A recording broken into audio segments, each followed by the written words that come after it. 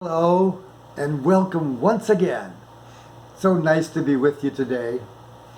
Well, today I've got really a bit of a synthesis for you about the dangers of totalitarian societies and totalitarian governance.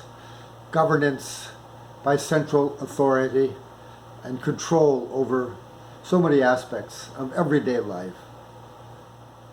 And I want to talk also about the best possible ways to fight, literally fight, against the evils of totalitarianism, and in doing so, using tools guaranteed to hopefully place all of these totalitarian ideologies again on the trash heap of history where they belong.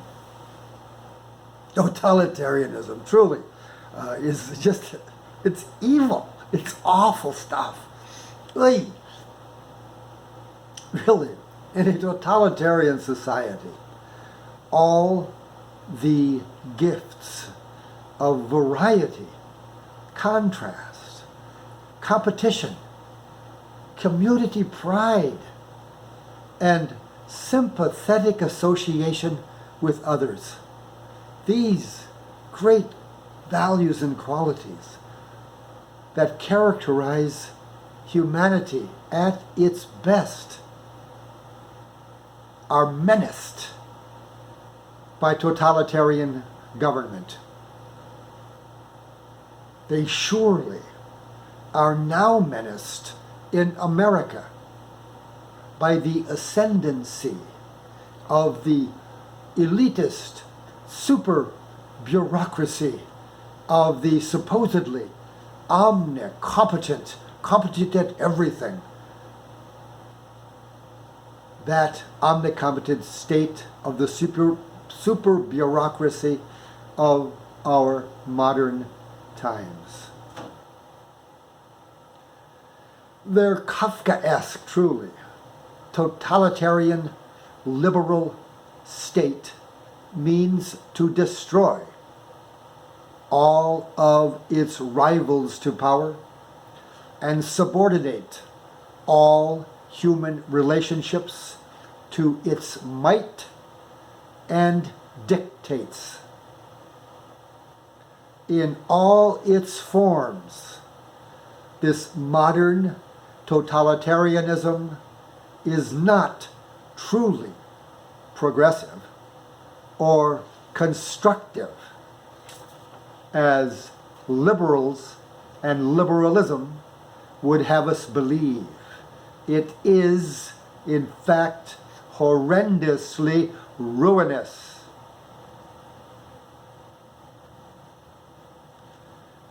Progressives and their disciples are resolved to force all of us to adopt their definitions of freedom, equality, and diversity, and racism, and etc., and accept these definitions as our own and live by them. In the end, we will be free of family, church, town, class. We will be free of our freely chosen associations with others. In the place of these honorable institutions, we will instead wear the chains of the nanny welfare state and be forced to do whatever Big Brother demands of us. The great biblical incentive to work and serve others will be obverted into its opposite instead of the biblical saying, "Those who do not work shall not eat," it will be changed to "Those who do not obey shall not eat." We see today this insidious evil in the form of cancel culture and wokeism and progressivism. So awful for the well-being of the individual immortal soul. So awful for the well-being of society. How may we best fight against this evil, this insidiousness? How may individualism and the great values that individualism and independence foster best contend against the truly seductive allures of progressive belief systems? The greatest bulwarks at our disposal in this effort will come from the values and character qualities individualism fosters. We need to speak in high-minded terms like nobility, honor, integrity, perseverance, loyalty. We need to speak of the values and benefits contained in the great virtues of life. We need to honor the cardinal virtues and the universal truths contained in our wisdom traditions. We need to honor the principle that each individual soul should always be free to choose its own destiny. We need to honor that the liberty to own private property, the fruit of our labors, is a God-given right. We need to honor the truth that moral order is a creation that comes from divinity. And it is necessary for any society to prosper, a good moral order, truly the bedrock of prosperity, the bedrock of everything good.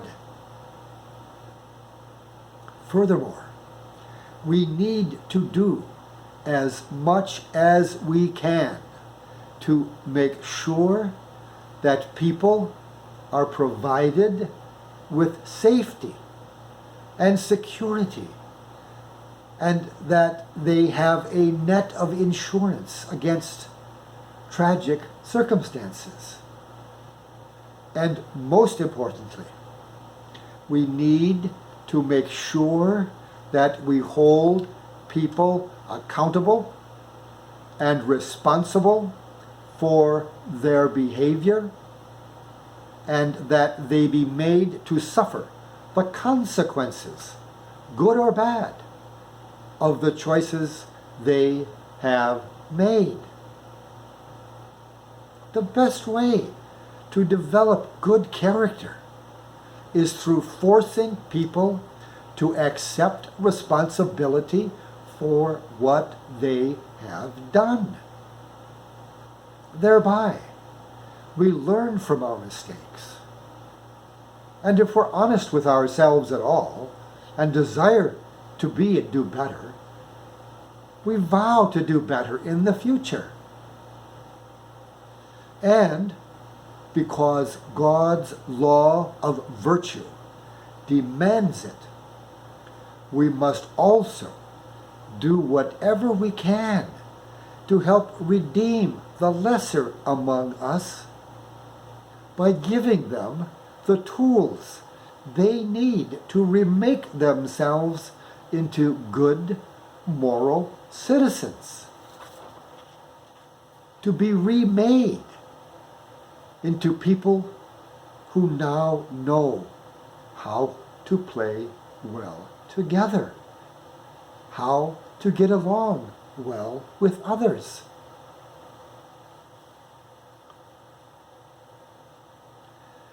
To check progressive centralizations of power and the usurping of the sacred power of the individual to choose how they want to live,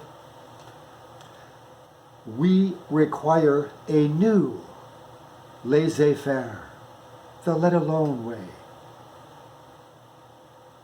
Our new laissez-faire will hold fast to the ends of liberty and stand up for the autonomy of the individual.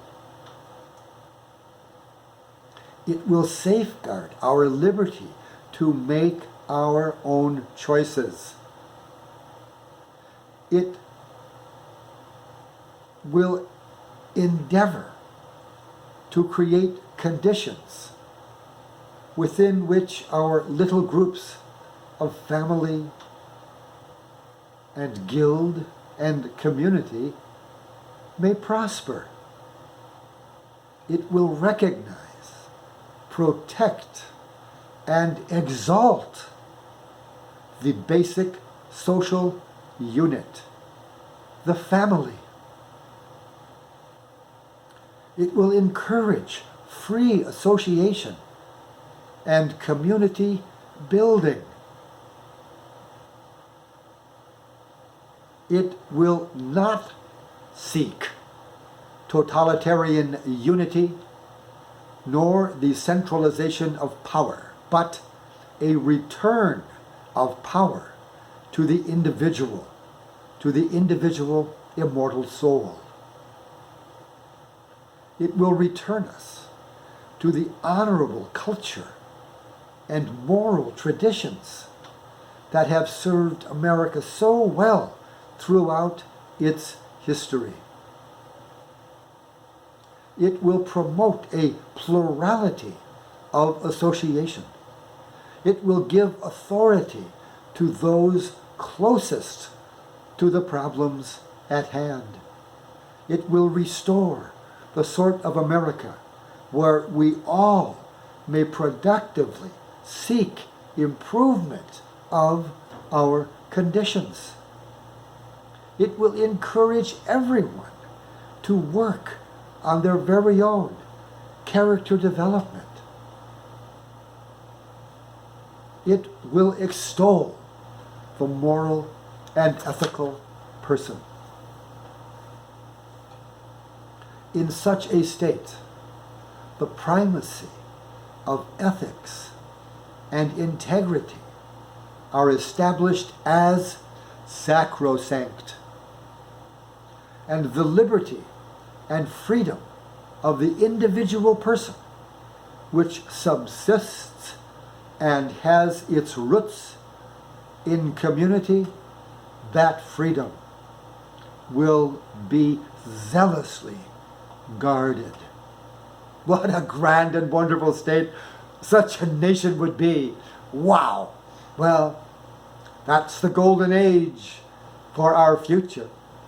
If we adopt this new laissez-faire, this new way, this great way of extolling character development, morality, happiness, and individual free will choice. It's up to us. Stand up for the truth. Denounce falsehood and all of its evils. You can do it. Yes, you can. Well, that's it for today. A great lesson, I think. This might be one of our best ever. Anyhow, thanks for listening. I'll see you in the next episode. Up to episode 76 next time. Goodbye for now. I love you all.